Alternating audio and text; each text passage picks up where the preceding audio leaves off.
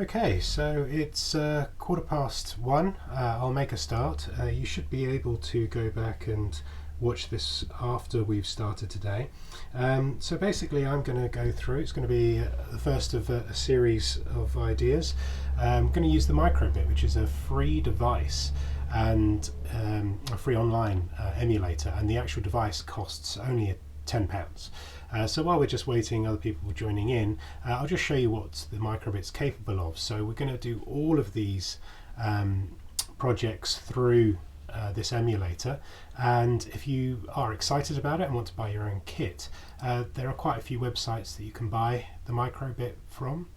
Kitronic is one of those, and as you can see here, just over £10 for the actual board itself, and you can get some nice Inventor kits. But what we're doing today is completely free and online.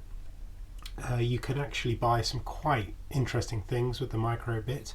I think it's really fun project work. You've got like little claws here that you can get. If you go to other websites, they've got buggies, Mars rover there using the Microbit. Lots of electronic fun you can have, as well as just making games online as well. You've go further afield to DF Robot, which is a company based in Asia, and they've got some really interesting things there at the moment. But the UK providers like Fortronics and Kitronic, really quick delivery, really useful, and much quicker delivery rates. So I'm not sponsored by any of these. These are just some of my favourites. There's many other places that you can go to use this. But Microbit itself, the BBC Microbit, has this website in which you can play around with the Microbit theoretically and virtually, learning all the things that you need to here. So I'm going to make a start with this. If you haven't already, do go to the description and go to makecode.microbit.org, and it will take you to a page that looks very similar to this. You won't have, if it's the first time you've used it, you won't have any of these test ideas that I've got here. You'll just have a blank new project. So if you click on that new project, it will load up with this screen. Now, what you've got here is some very basic kind of drag and drop commands, very similar to Scratch for those of you that have used that.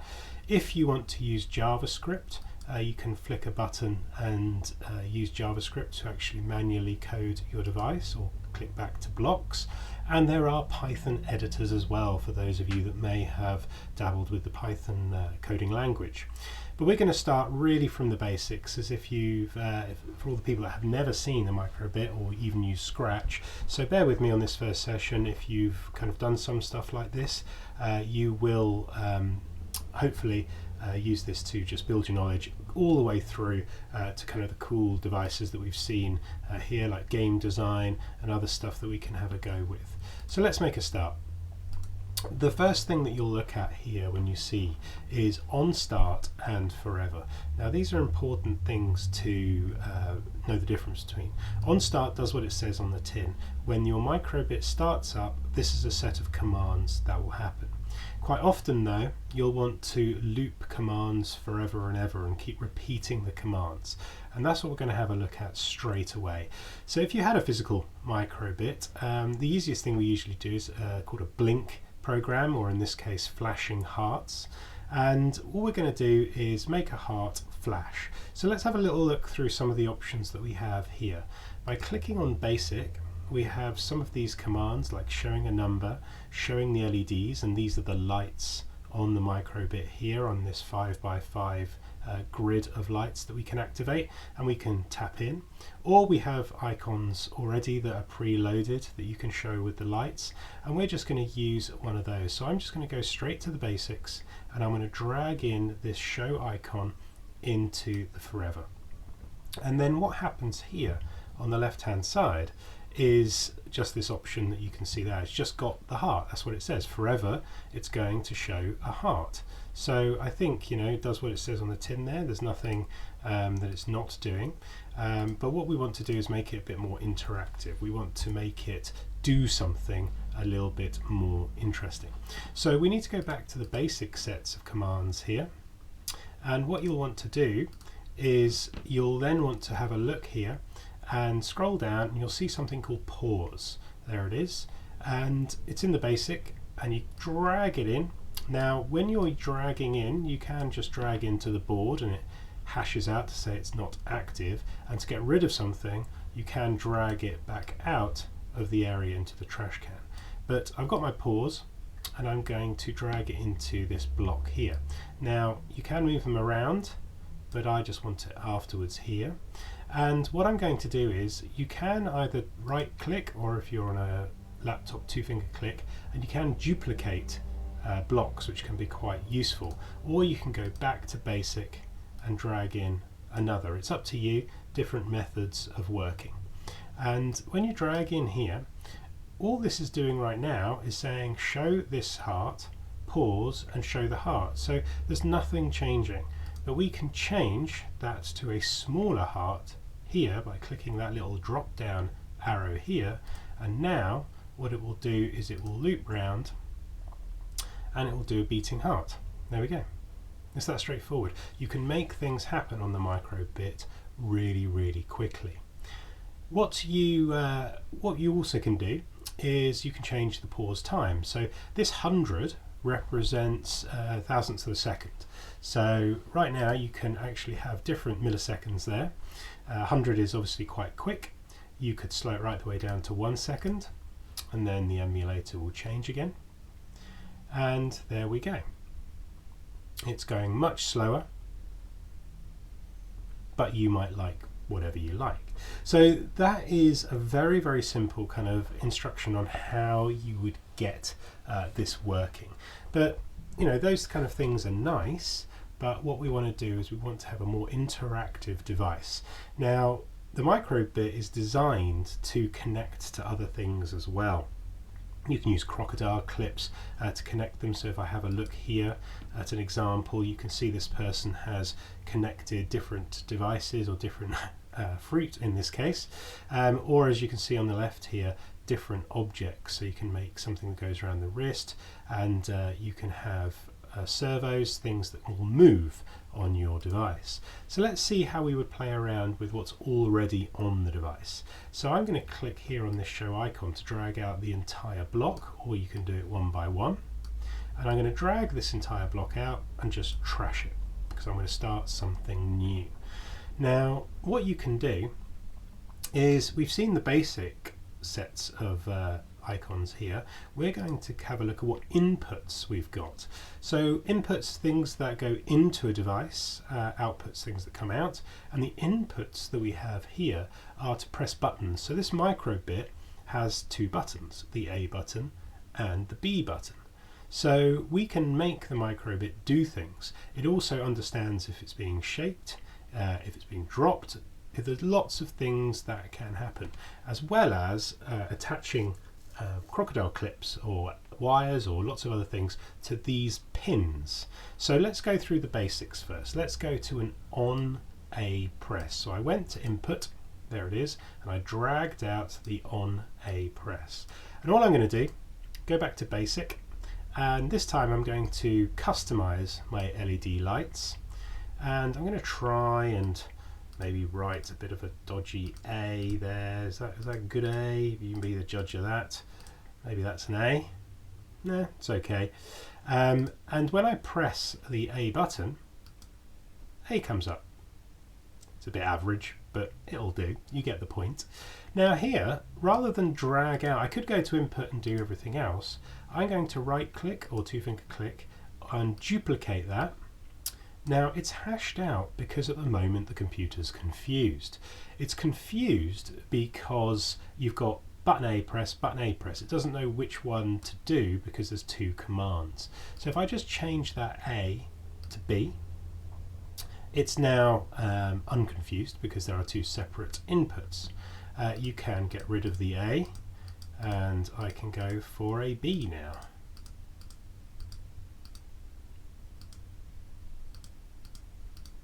That was an awful B. So if I just maybe do that, is that okay? Yeah, it looks okay, not too bad. So if I press B now, I get my B or I get my A. So now I've learnt how to use the buttons on the microbit. Let's have another go because there's still options extra here. I'm going to right click and duplicate.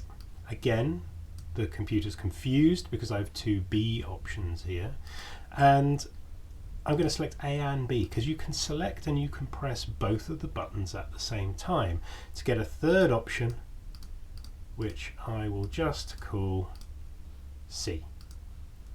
And because you can't click two places at the same time on the microbit, on the emulator here, like you can in real life, there is a special button that doesn't exist on the actual microbit but does here, giving you the ability to press A and B at the same time to give me the C. And you can see the two dots kind of flashed when I was pressing that.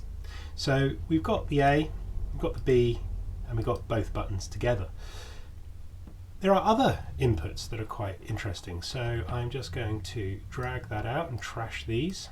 Now you don't have to trash them. If you want to keep programs, you can create new programs in the home, but I'm just doing all this as a very basic instruction. We'll come up with some more interesting projects over the next few days. But when I go to input, I've also got on shake, which is quite a nice one because there's actually quite a few options I've got here. If you click this arrow here, we have all these options. We have shake logo up, which means that logo is facing up. We have logo facing down as well. And we have just the screen up. So we've got lots of variations, tilting, and we've got 3G, 6G and 8G, and that represents gravity. So if your device is falling, so it can actually detect falls. So you can do quite a lot of things with the microbit without having to buy all the extras. And here again we can just play around with this. So here I'm going to have a look what on shake does, and I'm going to say on shake, and then I'm just going to drag an icon set in here, and I'm going to represent a sad face because it's been shaken. And when I click the shake, again we can't physically, I could try and shake it there, but there you go, it does work if you move the mouse really quickly, or you can just press the shake command. Now it stays like it is because you know, it's shaken, it's got no other commands to do. So what you might want to do is stick in a pause. So I'm going to stick in a pause maybe for 1 second, and then I'm going to take the LEDs back to nothing. So show LEDs, nothing. And that will bring me back to where I was. So when I shake my device, they go wobble it, and then I shake it, or you can press the button there, it will just for a second and then go back. And that way you can reshake again. So if this is some sort of alarm, you know, device to say something's been shaken, it will reset after a time, and you can decide what that time is. Now while you have these options here, you can manually type it in. So if you actually want it to be on for 5 seconds, that would actually be 5,000 milliseconds. And then when we press shake, it will then go on for the 5 seconds. So you can manually alter what's going on, as well as actually just, you know, using the drop down options that we have there. So other things that we have a look at, we've looked at the inputs there. We have other things. You can see light, compass setting. The microbit has many sensors in. It can detect light level. It's not the most accurate light sensor in the world, but it's good enough to do what we would need it to do. We've got compass heading, so it will actually tell you where north, south, east and west is, or it'll give you a 3-figure bearing. It will give an hour kind of temperature. It's again not the most accurate temperature device in the world, but it's decent enough. And so we can play around with those before we even get to attaching devices here.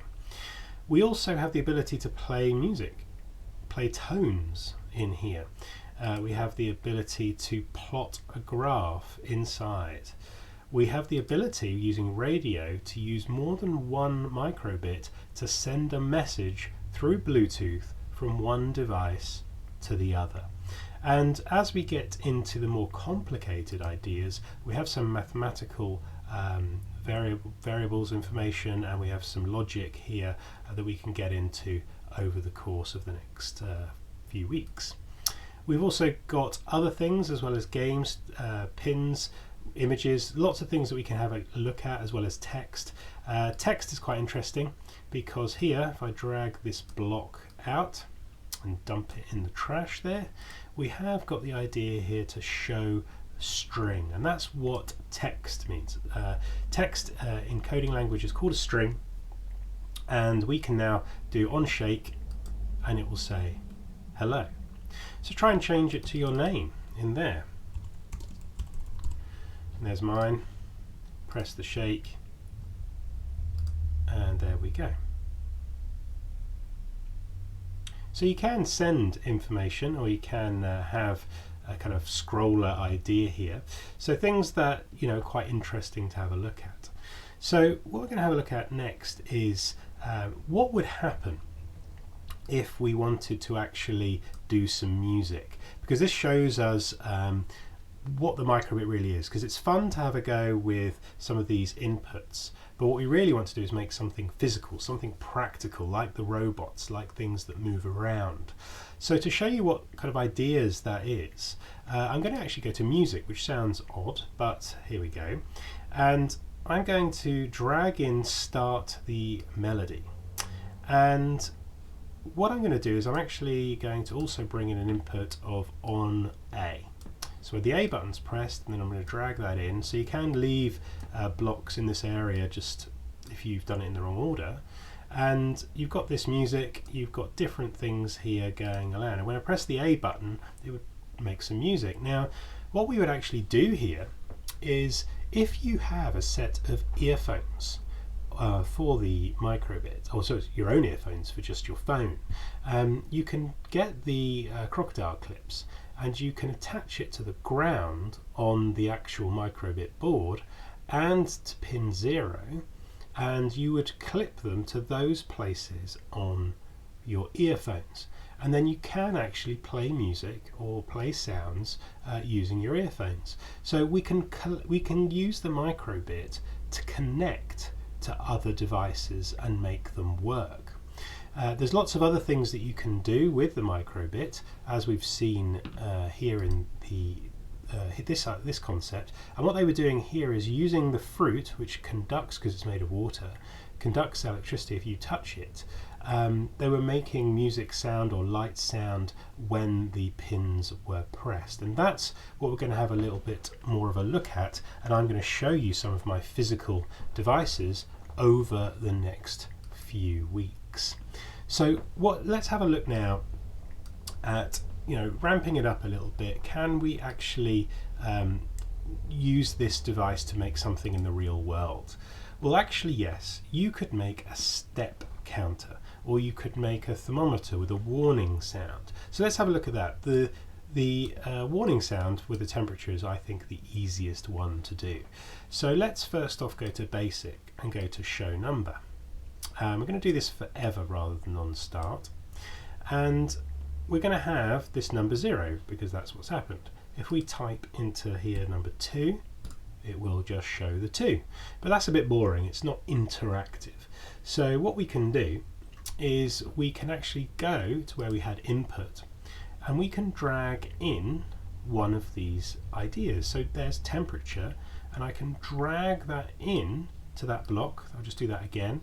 I dragged it in, you can see it change to a kind of yellow, and now it will constantly show the temperature. Now what we've got on the device is here, because we again can't do this in real life, we can move the temperature up to 35 degrees or down, so we can model what temperature it is. So we can model the temperature going down in the room, we can model the temperature going up in a room, and you can see when it's lower the numbers fit on exactly 1, 2, 3, 4, but when they're a bit bigger it scrolls through to the different views.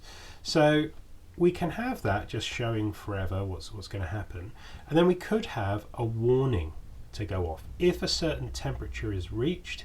Either play a sound or have a graphic come on here, and I'm going to do the sound option because we could connect the microbit to some speakers to make an alarm, whether it's getting too hot in a room, you know, if you've got a pet, you know, they like the conservatory, but the conservatory is getting a bit hot. Maybe we could just have an alarm to help you out. So it's really as simple as this. So we go in and we've got different things here. We're going to go into logic, and what we're going to do is we're going to drag in this logic, and we're going into this concept, and it's going to show the number of the temperature just constantly in the room. And now we're going to bring in this logic, which is a decision that it has to make. And at the moment it's saying, if something is true, then do this. And what the do this is we're going to have some music, and we're going to drag in, and we're going to choose a different bit of song there, and maybe a chase song or a badding or something like that. And that will help us to show what's happening. But at the moment, our problem is that it's constantly going off at the moment because I've not got something happening here. So I'm just going to drag this out, because otherwise it keeps playing the music while we're using it. I didn't set up a condition, something to tell the microbit what to do. So what I needed to do is go back into logic, where I grabbed the true from, and I wanted to do a comparison.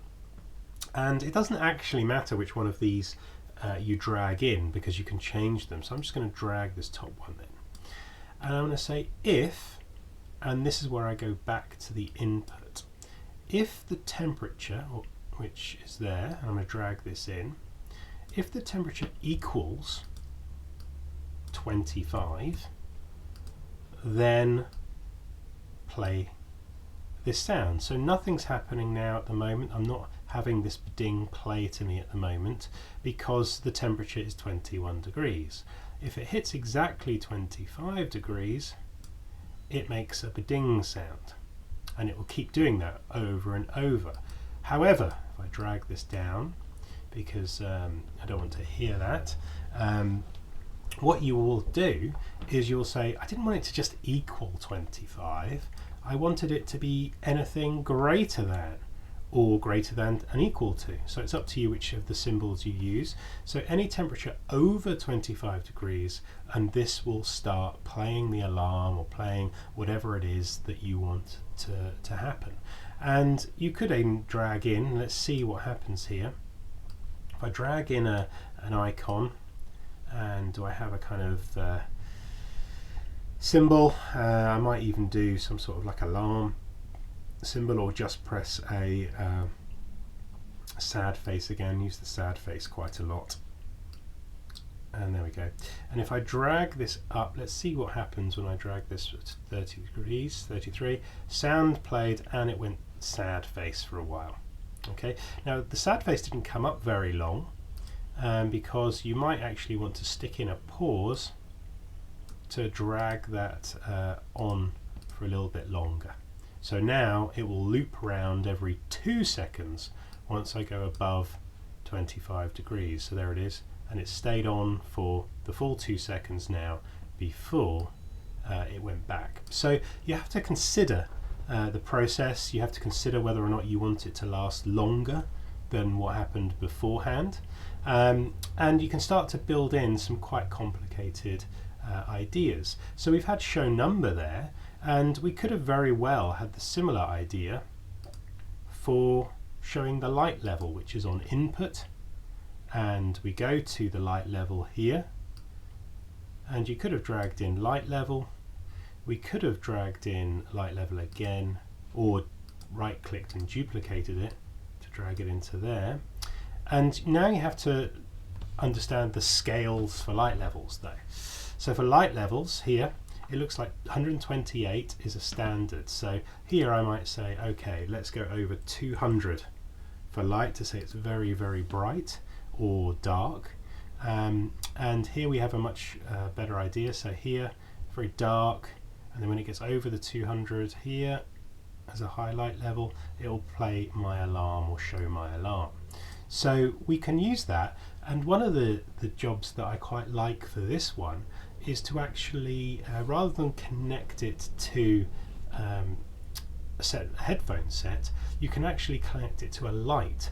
So you could have a microbit, a very cheap microbit, attach a light to your bike, and then it would automatically switch on when the light level went below a certain amount. We were playing around with some bike helmets with a microbit in one of my classes, and we were actually attaching the microbit and attached it to a light, and then it would switch on automatically on the bike helmet when the light went to dark. And what we also did was we had a look at the input, and we decided to look at the, rather than the shake command, we decided to have a look at the G's, which was the gravity, which represents a drop or an impact. And what we're saying is, if the bike helmet had a major impact, that maybe it could set an alarm off saying help me, or you may have had a crash or something like that. We were actually starting to say, could we use the bike helmet and make it more interesting by adding in extra safety features on this helmet. You know, that's what we're looking at. The whole idea of using a microbit is to play around with different concepts and different ideas. Now, we've got to a basic level now, and hopefully you've got the idea. We're going to get into variables and other kind of things as we go on, and some of the projects that we'll have a look at which may interest you, you can have a look at yourself after this session today. If you go to the home button here, and you can title this out before you go, and I'm just going to do first session. There we go. And you can see now that it will remember where you've done that. Now, if you have a Microsoft account there, it'll enable you to do a few more things from your Office 365, and we'll talk about that at a different time. But you have to know that this session or these programs will only be saved on the computer that you're using. So if you go to another computer in the house, you will not have any of the work that you've done today on it, only on the computer that you are on right now. If you click on that, you can save by pressing this little save button down here, and it will download a file called a hex file that you can keep safe somewhere, and we can import that. And you can see there we've got the hex file, and then we could upload that onto a different computer. Now, some of the sessions, or some of the things that we'll have a look at coming up, are buttons. We'll look at gaming, so we'll have a look at random numbers and how we can do gaming on the microbit, as well as physical ideas that we can do even on the virtual simulator while we can't go out and buy anything, but we've got lots of different things to have a look at. So go down the Make Code page, have a look at a rock paper scissors game where you can play against your virtual microbit, coin flippers, reaction times, lots of these things here. I'll talk through how you can use one microbit to control another, which is quite good because you can make remote control cars and buggies and robots, which is really quite good fun, as well as potential fashion accessories using anything that you have. So there's lots of things here, and I would have a look and I would go through and show all the things that you can do.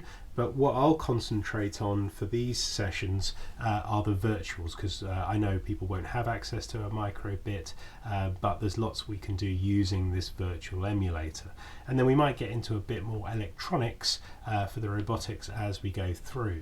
But you know, if you do want to have something, a microbit sent, you know, because I think it's I think it's a fantastic device. Some of you may have played with the Raspberry Pi, which is quite nice. But if you click, like I said, to different, or you just do a Google search for microbit, there's quite a few different places that you can go to, and you can get things like the Inventor Kit, which I think is the most interesting one.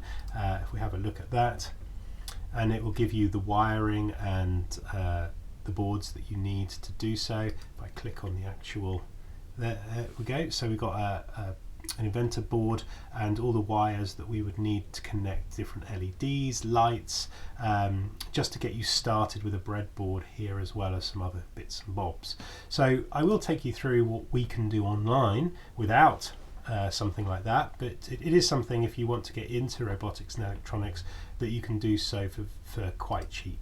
And if you don't want to go for the full Inventor Kit, like I said, you can just get yourself a micro bit itself, just over a tenner there, and you can actually just use things from the house that I do, wires, lights that you find in old devices, and you can start to make many of the projects that we've seen from all these websites. And you know, as we were looking at the bottom of this page, you were seeing some of the examples there, like the inchworm, which uses a couple of things, a milk carton robot, things that are quite fun and use things from laying around the house, which I think is really the most interesting part of all of this. And you can go and you can show the instructions, and you can have lots of fun with these things. Play the videos and you can have a look what's going on. So do have a little play around, go on YouTube, see all the different things that you can play with and make. I think there's some really exciting stuff, and then I'll take you through the basics of logic and how you would use the inputs and outputs and sensors to make more creative projects. And we've done quite a few things, and if you'd like to have a look, I'll put it in the description below. But I have different things here that you can have a look at, which is called Become a Microbit Legend, and I'll put that code or that link into the description for you, and you can go and have a look at all the different things. So if you want to know how to do musical stuff, or servos for robotics, as well as all the way up to a 3D car, so you can go in and have a look at what I did. It's my videos going through everything that you need to make, as you can see here, a car that moves around, and this will emulate, it will show you a lot of what you can do, including having it use an ultrasonic sensor to sense whether it's going to bump into something or not. So there's lots of videos to play around with. You can have a look. It's not a finished website yet, but it will get you through some ideas, and you can actually, when you've looked through some of the different ones like the connectors, you can continue with the code that I have all the way through that. So if you go to the Explorer, I'll just update the description now, and you can have a little go before tomorrow's session. So I'm not going to keep you long, I'm going to keep these to half an hour, short and sweet sessions, and tomorrow we'll have a look at gaming using the microbit, using random numbers to make sure that every time you play a game something different happens, all the way to playing potentially things like Flappy Bird. Okay, well, thank you very much for everybody. We'll leave it there, and see you tomorrow, same time, 1:15, and if you do miss any of the sessions, they will be recorded and placed on here. So thank you very much. Hope you found some of that interesting.